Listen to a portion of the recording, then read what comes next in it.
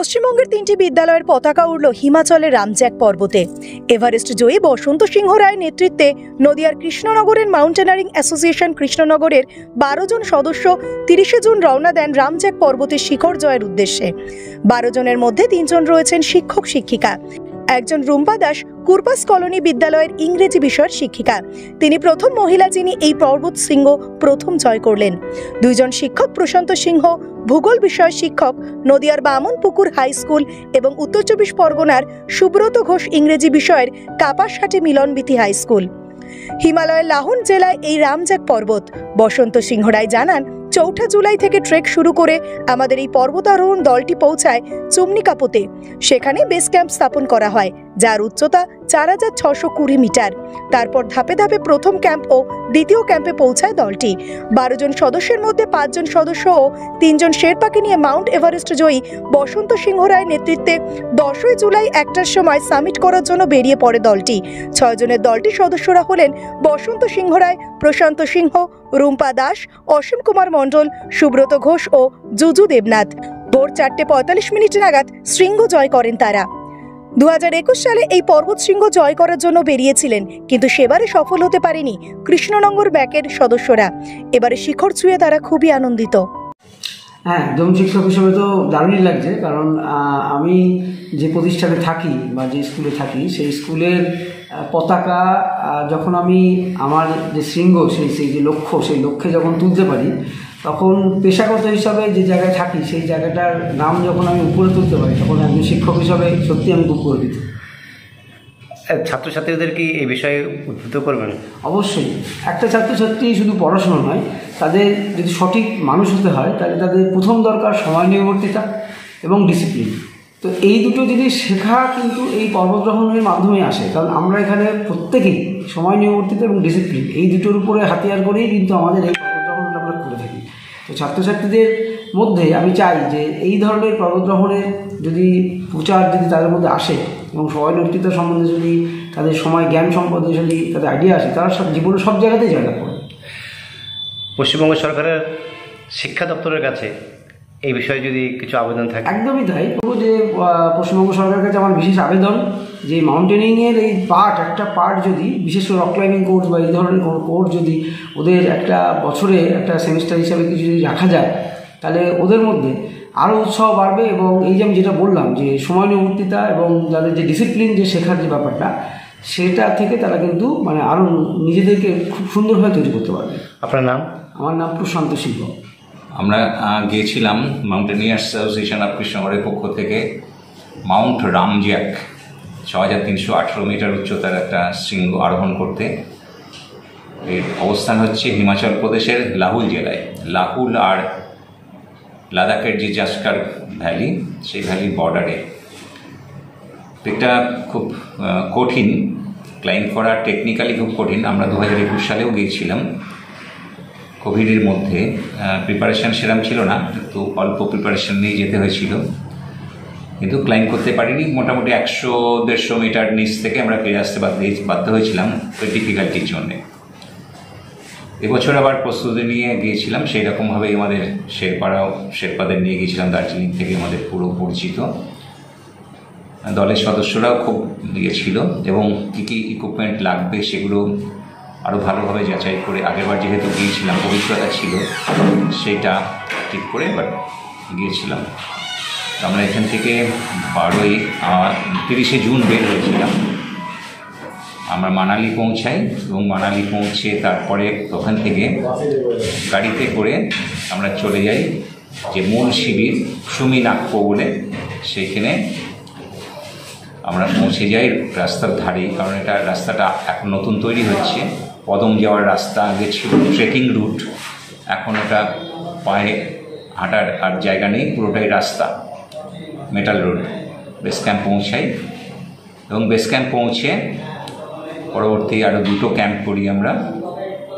Camp করে আমরা 10 তারিখ রাত 1টার সময় সামিট করতে বেরোই এবং ভোর 4:45-এ আমাদের 6 জন সদস্য আর 3 জন শেরপা শীর্ষে পৌঁছাই। হচ্ছে আমাদের রামজ্যাকের মানে গল্পটা জিস্টে। এটার দুরূহ কতটা ছিল? অন্যান্য পর্বত থেকে দুরূহ অন্যান্য যে শৃঙ্গগুলো আরোহণ করেছি এর আগে, সেগুলো একটা সাধারণত স্লোপ দিয়ে আরোহণ হয়, কোথাও একটু রক ক্লাইম্বিং আছে, কিন্তু এর এক্সপোজার মানে একটা শার্প রিচ মানে নাইফ রিচ দিয়ে, হ্যাঁ মানে ধারালো একটা রিচ দিয়ে অনেকটা আরোহণ করতে হয়েছে। এবং আমরা 2420 মিটার মানে 7940 ফুট দড়ি লাগাতে হয়েছে আমাদের। তার মানে বোঝা যাচ্ছে এতটা দড়ি যেখানে লাগানো হয়, সাধারণত যেখানে দুর্ঘটনা প্রবণ বা রিস্কি বা কঠিন সেসব জায়গায় দড়ি লাগাতে হয়। আমাদের শেরপাড়া লাগিয়েছিল, সেই দিক দিয়ে কিন্তু আরোহণ হয়তো করে ফেলা যায়, কিন্তু নামার সময় কিন্তু অনেক কঠিন। তো সেই ইয়ের মধ্যেই আমরা খুবই মানে ভয়েও ছিলাম যে এইরকম একটা শৃঙ্গ দিয়ে নামবো কী করে। ওই উঠে হয়তো গেলাম দড়ি ধরে, শেরপাড়া দড়ি লাগিয়েছে, তো অনেক কঠিন ছিল, মানে এক্সপোজড শার্প রিচ ছিল এবং টেকনিক্যালি খুব ডিফিকাল্ট ছিল। বিভিন্ন সময় আপনারা এক্সপিডিশনে বেরিয়ে যান, তা এর যে খরচা, সেই খরচাটা কীভাবে চলে? এটা একটা অন্যরকম ব্যাপার। মেনলি আমাদের নিজেদের পয়সা দিয়েই আমরা যাই। সরকার থেকে আগে কিছু সাহায্য পাওয়া যেত, হয়তো 10% হয়তো পেতাম, বা অন্যান্য প্রতিষ্ঠানে হয়তো কিছু কিছু অর্থ সাহায্য করতো বা অন্য কাইন্ডসে সাহায্য করতো। এখন আমরা যাইও না সেরকমভাবে, কারণ পাওয়া যায় না, ওই সময় আর ব্যয় করি না, আমরা নিজেরাই কন্ট্রিবিউট করি। ক্লাবের হয়তো অন্যান্য প্রোগ্রাম থেকে কিছু হয়তো এদিক ওদিক থেকে যখন কিছু ফান্ড আসে, সেই ক্লাব কিছু সাহায্য করে। এইভাবেই কিন্তু অভিযানটা আমাদের মানে আর্থিক যে ইয়েটা সেটা আমরা ব্যয় করি। নতুন প্রজন্ম কি মনে হচ্ছে যে এই বিষয়ে একটু আগ্রহী হচ্ছে? নতুন প্রজন্মের একটু আশাবাদী অতটা নই, কারণ এখন চেঞ্জ হয়ে গেছে সিচুয়েশান, চাকরি বাকরি নেই, আর এসব অভিযান যেমন খরচ সাপেক্ষ তেমনি সময় সাপেক্ষ। তারপরেও আর একটা ব্যাপার, আমাদের যখন আমরা আরও, আমার বয়সী এখন প্রায় 64, তো আমরাও ছিলাম 3-4 সব বাড়ির সদস্য, বাবা মায়ের সন্তান 3-4 করে। এখন বেশিরভাগই যারা আসছে তারা কেউ একটা সন্তান বা দুটো সন্তান ম্যাক্সিমাম। তো বাড়িতে যে রিস্কি যেটা, সেটাতে উৎসাহ একটা কম। তারা হয়তো ট্রেকিংয়ে যেতে চাইছে, কিন্তু ক্লাইম্ব করার জন্য কিন্তু সদস্য এখন অনেক কমে যাচ্ছে, কম পাওয়া যাচ্ছে। পশ্চিমবঙ্গ সরকার বা কেন্দ্রীয় যে সরকার রয়েছে, সেখানে যে যুব মন্ত্রণালয় রয়েছে, তাদের কাছে যদি কোনো আহ্বান থাকে একটু যদি বলেন। না, তাদের কাছে আছি আমি। যুব কল্যাণ দপ্তর, পশ্চিমবঙ্গ সরকারের যুব কল্যাণ দপ্তরের যে মাউন্টেনিং একটা উইং আছে, তার আমি অ্যাডভাইজার ছিলাম 2 বছর, 11 থেকে 13। আমি সদস্য ওখানকার, অ্যাডভাইজার আর নেই, অনারারি অ্যাডভাইজার ছিলাম।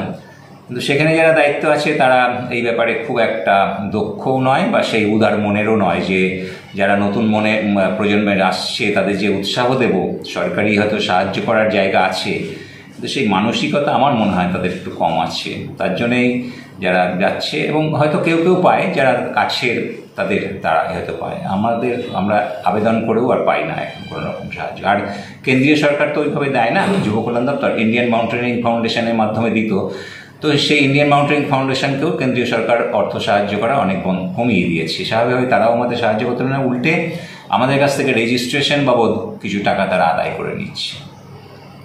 সামনে কি কোনো পরিকল্পনা রয়েছে আপনাদের? হ্যাঁ, সামনে পরিকল্পনা আছে। আমরা গত বছর গিয়েছিলাম অরুণাচলের প্রথম আনএক্সপ্লোর্ড করা যায়, সাধারণত আর্মি বা ইয়েটা, এবং রেস্ট্রিক্টেড এরিয়া, একদম তাওয়াং ডিস্ট্রিক্টের ম্যাকমোহন লাইনের ওখানে মাউন্ট গরিচিয়ান বলে একটা পিক আছে। তো সেই পিকটা আমরা ক্লাইম্ব করতে গিয়েছিলাম, কিন্তু গতবার আমরা করতে পারিনি, কিছু প্রবলেম হয়েছিল শেরপা নিয়ে, একটা মেম্বার অসুস্থ হয়েছিল।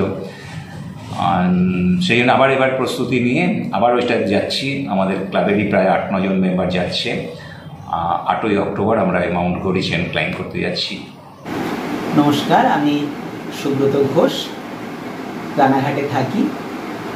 আমি উত্তর 24 পরগনা জেলার বাগদা ব্লকের একটা বিদ্যালয়, কাপাসাটি মিলনবীথি হাই স্কুলের শিক্ষক। এবার মাউন্টেনিয়ার্স অ্যাসোসিয়েশন অফ কৃষ্ণনগরের আয়োজনে হিমাচল প্রদেশের লাহুল জেলার একটা অত্যন্ত দুর্গম শৃঙ্গ রামজাক, যেটার উচ্চতা 6318 মিটার, সেটা অভিযানে গিয়েছিলাম। বসন্ত সিংহ রায়ের নেতৃত্বে এই অভিযানে আমরা 6 জন শৃঙ্গারোহণে সফল হই। খুব কঠিন শৃঙ্গ ছিল, একদম দুর্গম শার্প নাইফ এজ রিজের উপর দিয়ে আমরা অভিযান করি। রাত 1টায় স্টার্ট করে ভোর 4:45টায় আমরা শৃঙ্গে পৌঁছাই। তারপরে সেখানে দেশের জাতীয় পতাকা, ক্লাবের পতাকার সঙ্গে সঙ্গে আমরা বিদ্যালয়ের পতাকাও আমরা এখানে 3 জন বিদ্যালয়ের শিক্ষক শিক্ষিকা ছিলাম, আমি, রূপা এবং প্রশান্ত। তো সেই শৃঙ্গের মাথায় বিদ্যালয়ের পতাকা ওড়াতে পেরে ভীষণ গর্ববোধ করছি, আনন্দিত বোধ করছি। আমার খুব ভালো লাগছে যে একটা বিদ্যালয়ের শিক্ষক হিসাবে আমি বিদ্যালয়কে প্রতিনিধিত্ব করেছি অভিযানে। খুব ভালো লেগেছে আমাদের। নদিয়া থেকে মলয়দের রিপোর্ট, টাইমস প্রতিদিন। This channel does not promote any violent, harmful or illegal activities. All content provided by this channel is meant for an educational purpose only.